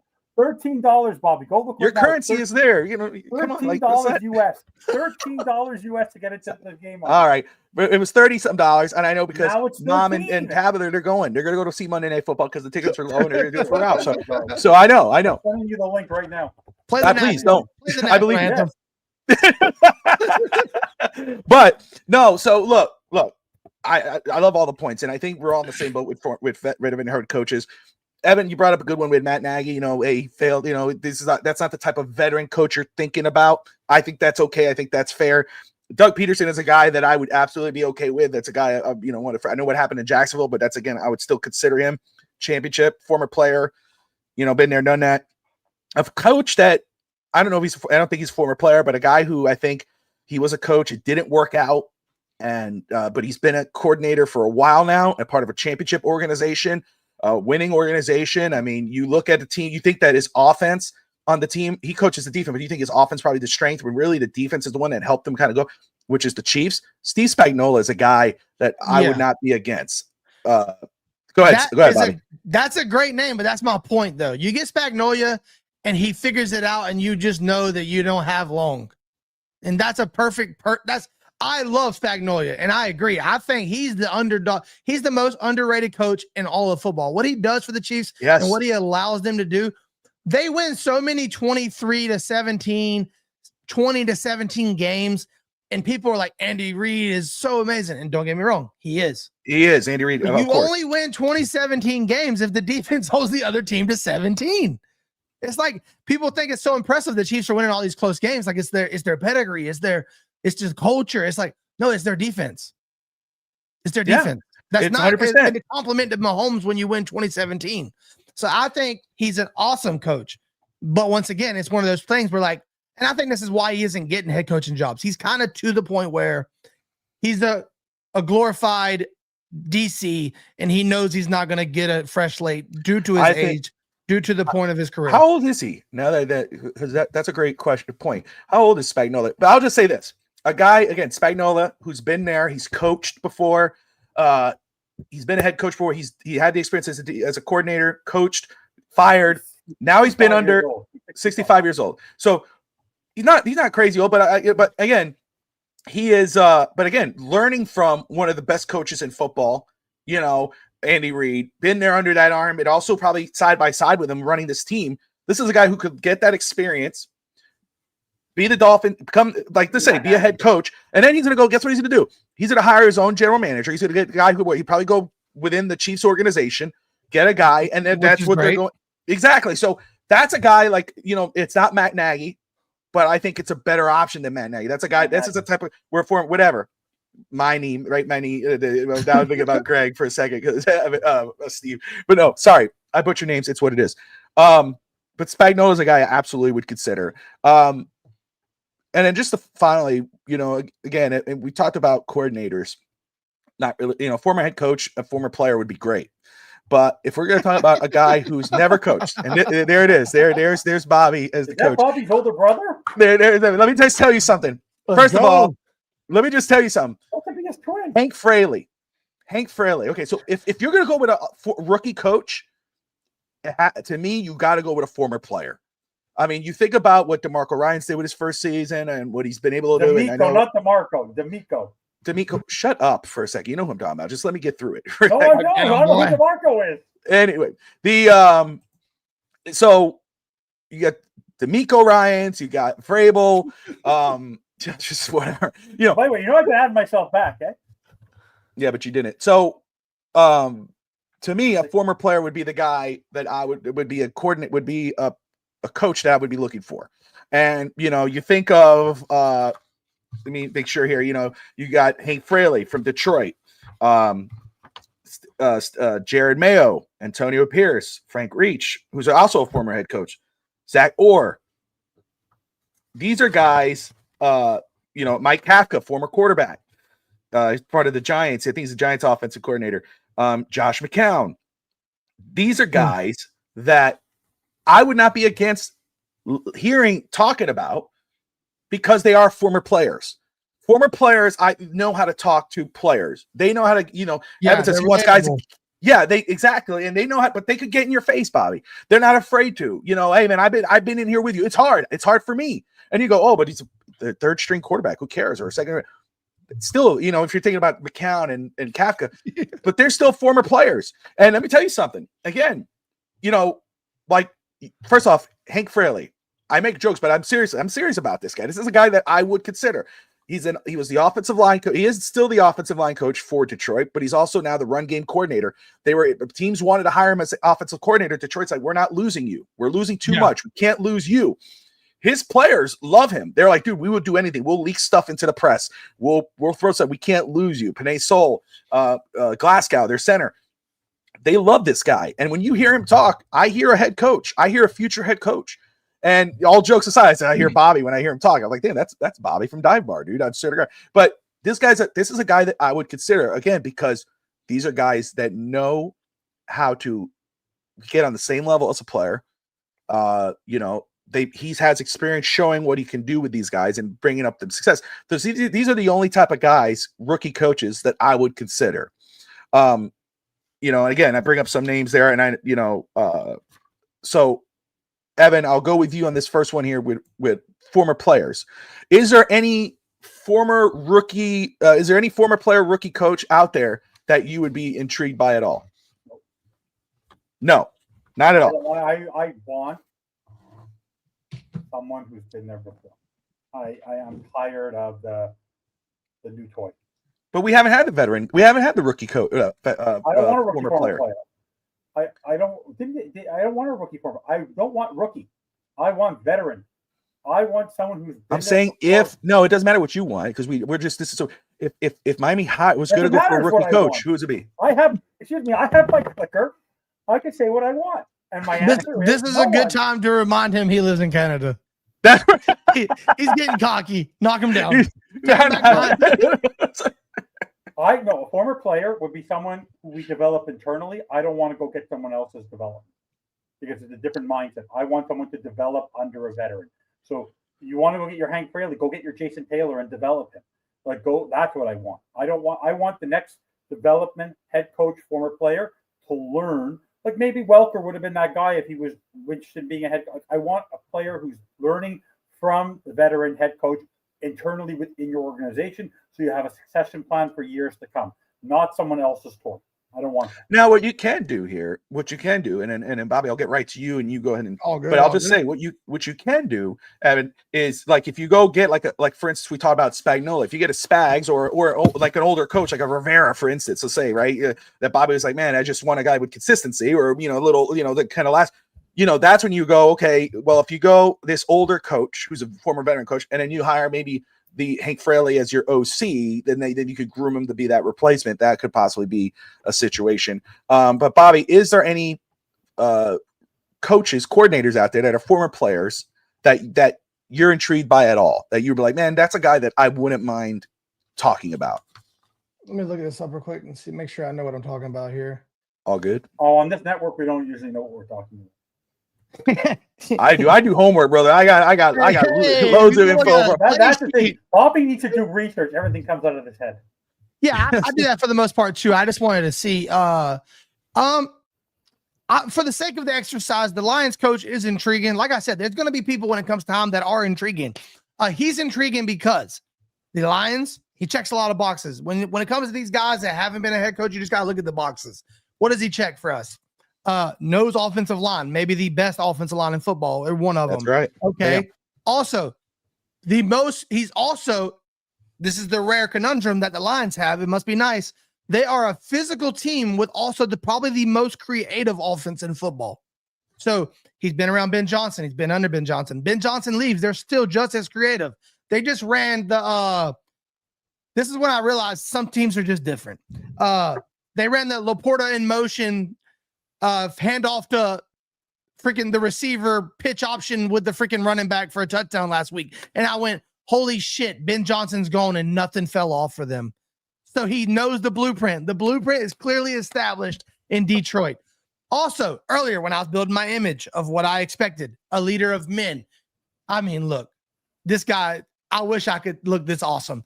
This guy is who you want on your sidelines. You to show up 30 minutes late, this motherfucker smack the shit out of you. This guy will open palm, smack you back to Canada. Okay? This guy is no joke. This guy is going to spit dip on your shoes while chewing your ass. So, look, for the sake of the exercise, and sorry, I got a little graphic there, but I get excited. This guy gets you excited. I'm going out there. I'm putting it on the line for this guy. That's all I'm saying. Another one. Now, they have fell off. They've had up and downs. Shout out to Finn's in the house. Hopefully I get to see you next weekend at the Carolina game, by the way. Hope to meet you, brother. You got on the other side of the ball, Kelvin Shepard, former Dolphin, LSU Tiger, has that defense playing pretty good for the Lions. That's a decent, intriguing name. Go. Also, Al Harris, the cornerbacks coach for the Bears. That dude's got energy out there. He's running around. He's coming off the sidelines. That's people you can think about. Now, do I think they're ready? I don't think Shepard's ready. I think Shepard needs to cook. I think he does need a little time, but he's right. He looks impressive in press conferences. He's saying all the right things. He's out there. They got to pull him off the sidelines. He's getting too excited. He's 3 yards onto the field. I like what Shepard's doing there, but that goes to say, it's just, and maybe this is just all compliments to Dan Campbell because that's just more people within his staff. It's just like they got it figured out. And when you have the infrastructure right and you have the leader of men, also, yeah, somebody brought it up earlier, this going back one segment, but Cliff Kingsbury is a interesting idea for a former head coach because he's kind of like a redemption arc right now, right? He built like the best offense for a rookie ever with Kyler Murray. No, the Jaden Daniels last year. I'm sorry. Yeah. With Washington. So like he's getting some good experience under Dan Quinn, who Dan Quinn definitely fits the archetype type I like. So I'm not saying he's our guy, and it probably ends up being the McDaniels all over again, but Cliff Kingsbury has got to be a hot name this offseason, especially if Jaden Daniels has another great season, which right now he's banged up, which is kind of weird. But Cliff Kingsbury had a redemption arc from hell last year with a rookie quarterback. I mean, they were humming. I will just say I'm more hyped on Hank Fraley than I was before, and that's because of Bobby. I just love that he like ran right with it, spit on you as he chewed your ass. I'm like, whoa, never.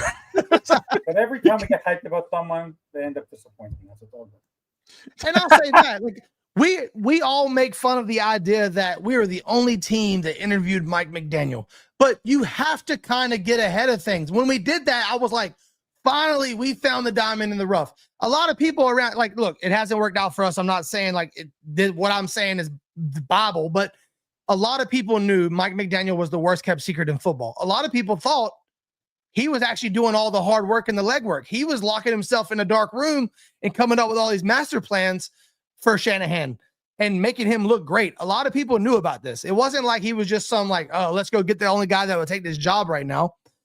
Now, it didn't work. I'm just saying, you got a good point, FinStanza.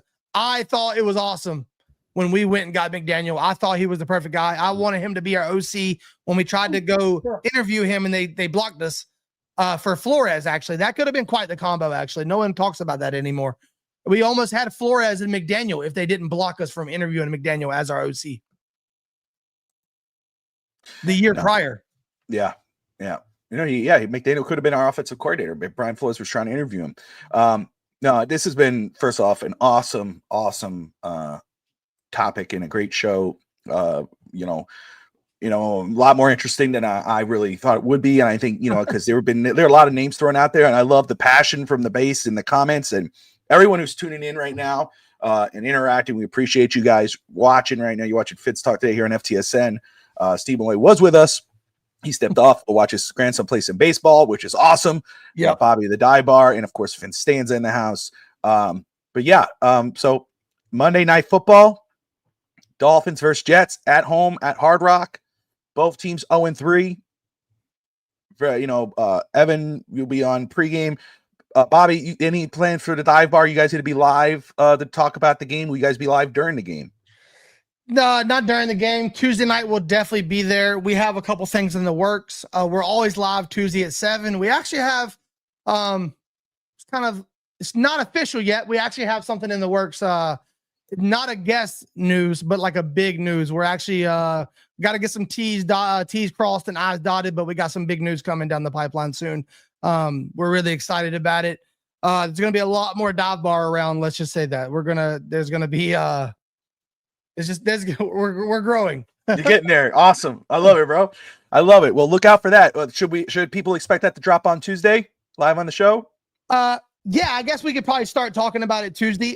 If we have a guest, it probably won't come up. But if we don't have a guest, that's the other issue. Since we found out about this, which it's still in the works, it's not official. Since we found out about it, though, we haven't had a solo show. So I'm sure we'll hint at it. We love dropping Easter eggs and hyping stuff up and getting ahead of it. But we got some exciting stuff. If you follow us and you know some of the things we've done recently, then you probably can put it together. But we're really excited about it. It's going to take our, stuff to the next level, hopefully, and get some good production and some post-production going on. Awesome. So, guys, I doubt it, but if there's anybody watching who has not yet gone over to the Dive Bar Podcast on YouTube and hit that subscription button, go do it after the show right there. There's the logo. Can't miss it. You've probably seen that hat being worn somewhere on the highway, no matter where you are in the continental United States, maybe even some parts of Canada. We have shipped to Canada. There you go. There you go. I don't know the math on the dollars, but we have shipped to Canada. I know one thing. We've shipped a few hats to Canada, and I'll tell you this: we lose money when we ship to Canada. It cost us a shit ton to ship to Canada. So, if you haven't yet, go. Because he has to reach out to FinStanza, we'll help him out. But I'm forgotten all the time. It must be those tariffs that's killing us. us. No, I have really good rates, actually. I have the best shipping rates in Canada. I'm amazing with that. I import a lot from outside of everywhere, so I'm very good with that stuff. There you go. Awesome. There you go. But no, man. Evan, any final thoughts before we wrap this one up? Monday night, I will be watching. I'll be at the pregame. I'll be at the post, but I won't be. I'll be watching on my phone while I play a playoff game. So I'll be multitasking, but I'll be there. I'm just very excited because every day the Dolphins play football. Every single week, we're one day closer to ridding ourselves of that McMoron. I'm just like every day. I go. I don't care when it happens, but we're getting closer. It's as we get close. Every time we play football, I look forward to the moment where we fire that tweet. I just can't wait. It's going to be, honestly, Christmas can't come early enough for me. It really can't come early enough. And I'll say, all jokes aside, we've talked about it. We kind of covered the current status of the Dolphins at the beginning. Yeah.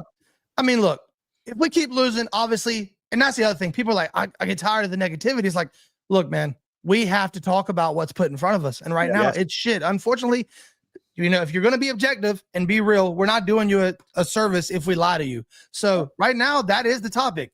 Now, the Dolphins want to turn it around and start reeling off some wins. We can say what we want, guys. We'll be in here hype as shit if the Dolphins win 4 straight.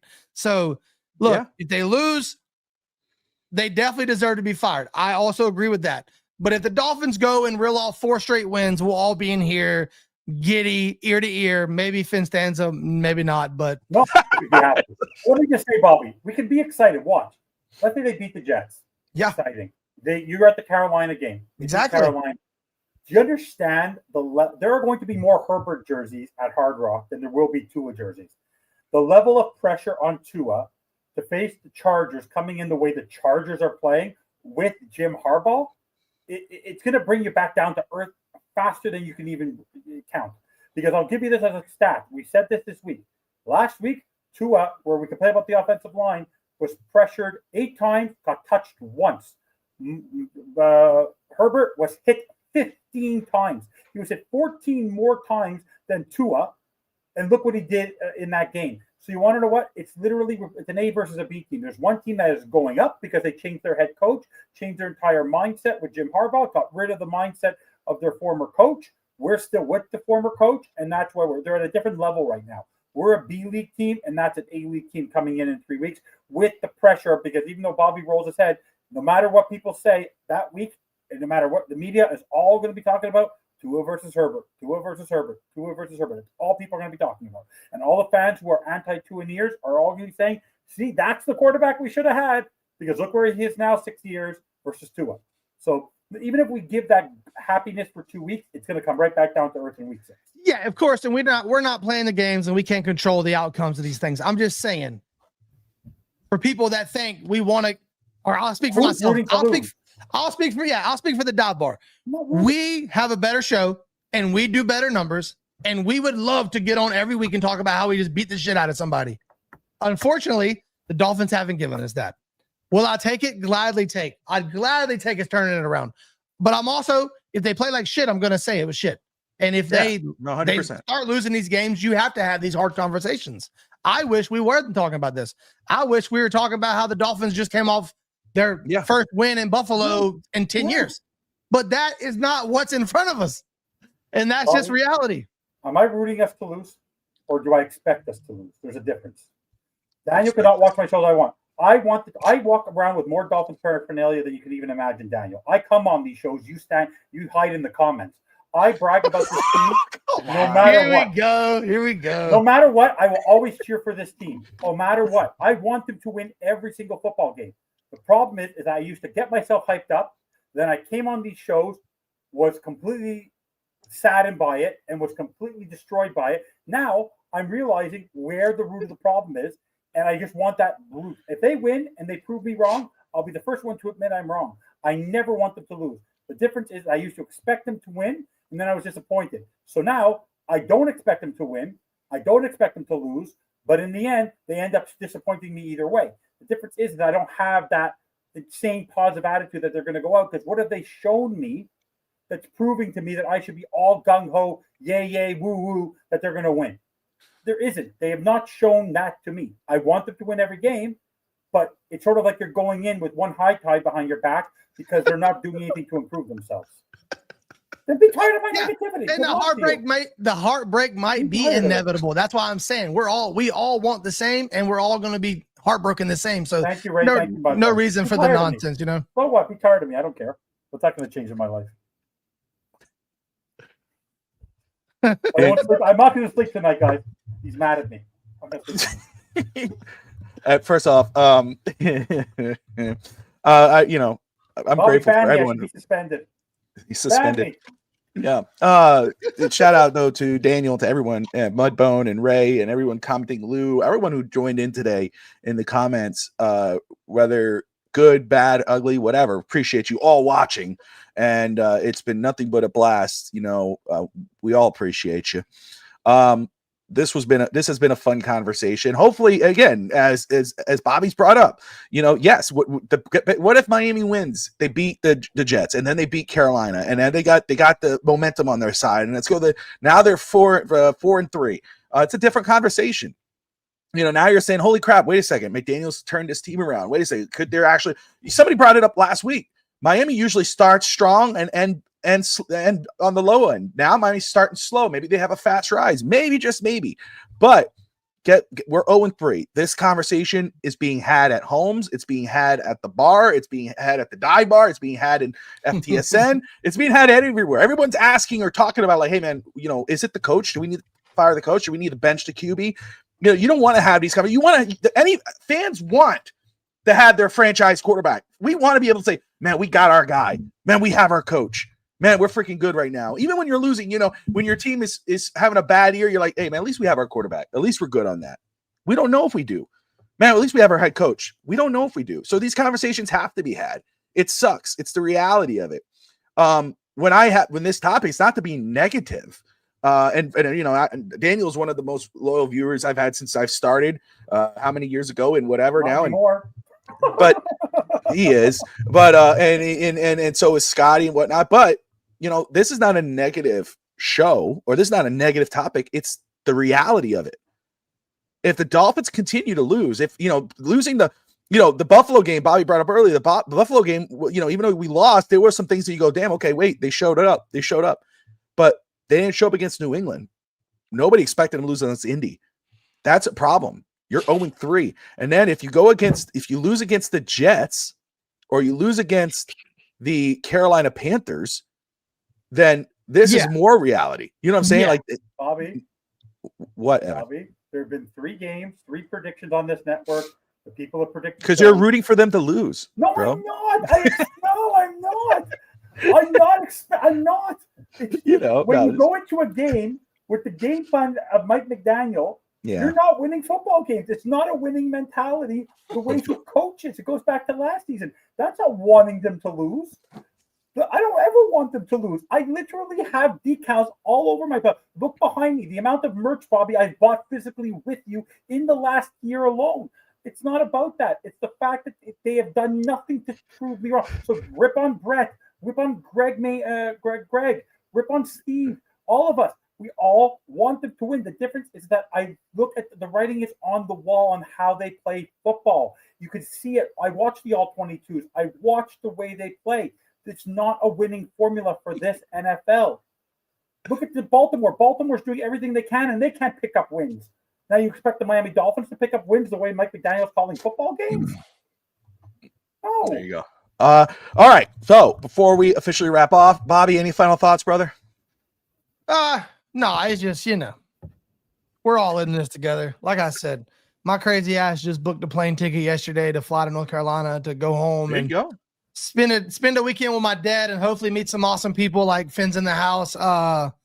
So look, regardless of what happens, we're Dolphin fans. We're all in on this team. Nothing's ever going to change. We'll be crying here in 2 years, or we'll be happy in 2 years. It doesn't matter. We'll be here in 2 years. So, and as far as that goes, people like Daniel are awesome because look, he's pissed off, but guess where he's supporting your channel still. So, not me. No, he's here though. Like that, it's still, 100%. Those people allow us to have platforms, and he can bitch. That's his right. Just like we get on some weeks and bitch, sometimes we get on and say sell hopium. That's nonsense.